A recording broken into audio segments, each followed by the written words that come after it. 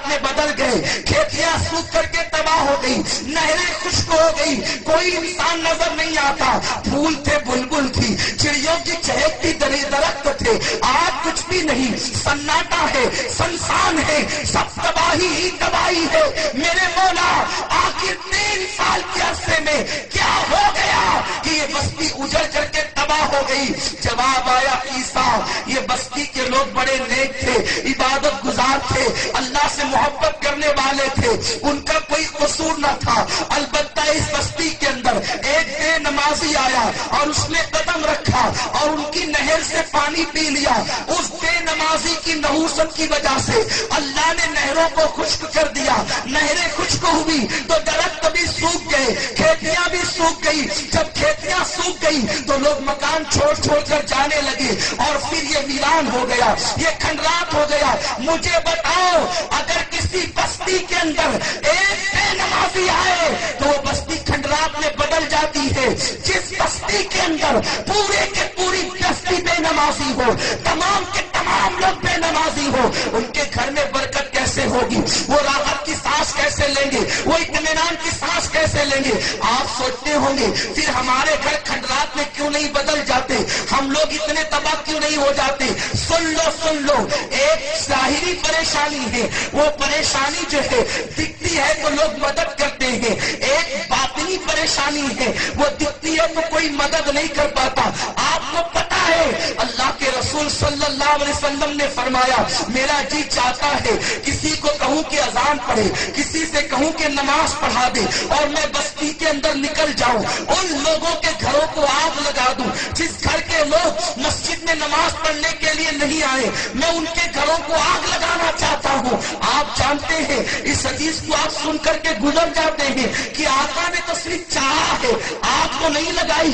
ہمارے نبی رحمت للعالمین ہے، مگر یاد رکھو نبی نہیں کرتے، نبی کا کام صرف چاہنا ہوتا ہے۔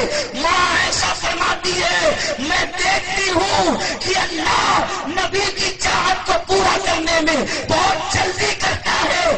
ارے ان کی نگاہ اٹھتی ہے اور وہ چاہتے کہ قبلہ بدل جائے تو اللہ قبلہ بدل دیتا ہے۔ نبی نے قبلہ نہیں بدلا، نبی نے صرف چاہا، اللہ نے قبلہ بدل دیا۔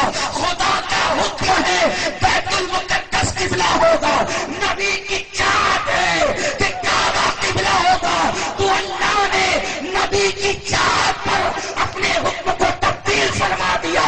آپ غور فرمائیں اللہ اکبر، نبی چاہتے ہیں کہ ریشم عبد الرحمن ابن عوف پر حلال ہو جائے، اللہ حلال کر دیتا ہے۔ نبی چاہتے ہیں سراقہ کے سونا حلال ہو جائے، اللہ حلال کر دیتا ہے۔ جبل ابو قبائس پر کھڑے رہ کر نبی اشارہ کر کے چاہتے ہیں چاند ٹکڑے ہو جائے، اللہ چاند کے ٹکڑے کر دیتا ہے۔ مقام صحابہ پر علی کے لیے نبی چاہتے ہیں سورج پلٹ جائے اور سورج پلٹ جاتا ہے۔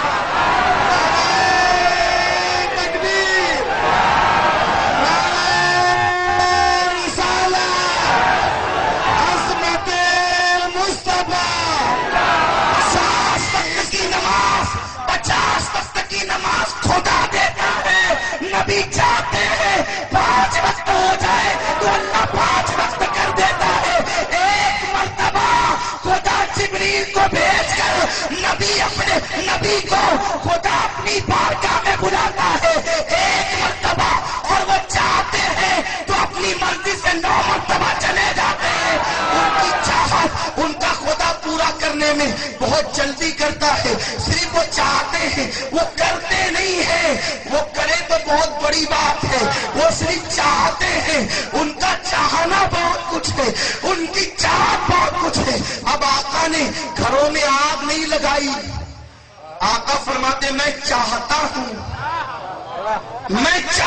ہوں ان گھروں میں آگ لگا دوں جس گھر کے لوگ نماز کے لیے نہ آئے ہوں۔ نبی نے چاہا، خدا نے آگ لگا دی۔ نبی نے چاہا، خدا نے آگ لگا دی۔ اگر دکھنے والی آگ ہوتی تم بجھا لیتے، خدا نے وہ آگ لگائی بجھا نہیں سکتے۔ مال ہو کر بھی کروٹیں بدلتے ہو، یہ نیند نہیں آتی، یہ آگ نہیں ہے تو کیا ہے؟ باپ بیٹے میں جمتی نہیں، یہ آگ نہیں ہے تو کیا ہے؟ 30 سال کی بیٹیاں ہو گئی، رشتے نہیں آتے، یہ آگ نہیں ہے تو کیا ہے؟ دل بے قرار ہے، دل بے چین ہے، دل بے اطمینانی کا شکار ہے، یہ آگ نہیں ہے تو کیا ہے؟ مجھے بتاؤ، نہ مزدور خوش ہے نہ امیر خوش ہے، خوشیاں چھین لی گئی، یہ آگ نہیں ہے تو کیا ہے؟ یہ آگ کیسے بجھے گی؟ نبی کی چاہت پر جو آگ خدا نے لگائی، جس سے ہر گھر جل رہا ہے، ہر مکان جل رہا ہے، ہر فرد جل رہا ہے، یہ بجھے گی کیسے؟ یہ پانی سے نہیں بجھ سکتی۔ اگر اسے بجھانا ہے تو مسجد میں آ کے سجدے کرو، نبی کی آنکھوں کو ٹھنڈک پہنچے گی، خدا اس آگ کو بجھا دے۔ خدا نے آگ لگائی ہے، ورنہ محسوس کرتے ہو۔ لوگ کہتے ہیں سمجھتا مگر امجھتا نہیں۔ انسان سمجھتا ہے، سوچ نہیں پاتا، اس میں غور نہیں کر پاتا۔ تو میرے پیارے آقا علیہ السلام کے پیارے دیوانوں، جو قوم اپنے نبی کی آنکھوں کی ٹھنڈک چھین لے، وہ قوم نماز کو ترک کر کے کیا خاک ترقی کرے گی؟ سچر کمیٹی کی رپورٹ بتا رہی ہے کہ مسلمان تعلیم کے میدان میں جماعت سے زیادہ پیچھے ہے۔ جو مسلمان لوگوں کو تعلیم کی بھیک دینے آیا تھا، وہ جماعت سے پیچھے ہوا۔ کیوں ہوا؟ اس لیے کہ نماز سے پیچھے ہوا، خدا کے گھر میں پیچھے ہوا۔ جب تک مسلمان خدا کے گھر میں آتا تھا، تعلیم میں آگے تھا، تہذیب میں آگے تھا، تمدن میں آگے تھا، سماج میں آگے تھا، معاش میں آگے تھا، معیش میں آگے تھا، ہر جگہ آگے تھا۔ اس لیے کہ نادانو ذرا سوچو تو صحیح، اگر ایک بھکاری تمہاری چوکھٹ پر 5 مرتبہ آ کر دن میں ایک صدا لگائے کہ دے دے، انسان کتنا بھی بخیل ہوگا، ارے بخیل کا باپ بھی ہوگا تو 5 بار آنے والے کو ایک مرتبہ ضرور دے گا۔ تو وہ خدا جو سخیوں کا سخی ہے، جو 5